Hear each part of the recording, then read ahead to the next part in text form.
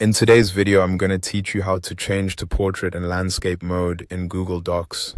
If you need to adjust the layout of your document for different types of content, this is a very useful setting to know. Portrait mode is the standard vertical page layout that most documents use, while landscape mode gives you a wider horizontal layout, which can be helpful for tables, charts, images, or content that needs more space across the page. To get started, open your Google Doc. Make sure you're inside the document you want to edit, because the orientation setting will apply to that document while you're working on it. Once the file is open, look at the menu bar at the top of the screen.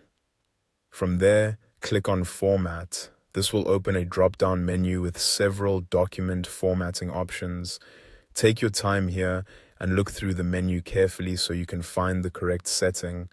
In the Format menu, click on Page Orientation. This is where Google Docs lets you control whether your page appears in portrait or landscape view. When that window opens, you'll see the orientation options available. Under Orientation, choose the layout you want. If you want the traditional upright page, select Portrait.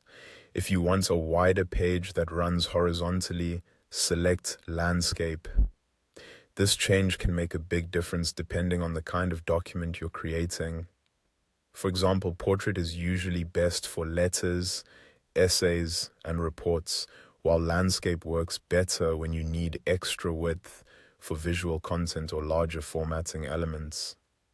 After selecting the option you want, review your choice for a moment to make sure it matches the layout you need. This is especially helpful if you're preparing a document for printing or sharing, since page orientation can affect how everything fits on the page. When you're done, click OK to confirm the change. Google Docs will then apply the new page orientation to your document. And that's it, you've successfully changed your Google Doc between portrait and landscape mode. It's a quick adjustment, but it can really improve the appearance and readability of your document depending on the type of content you're working with. If needed, you can always go back to the same menu and switch the orientation again later.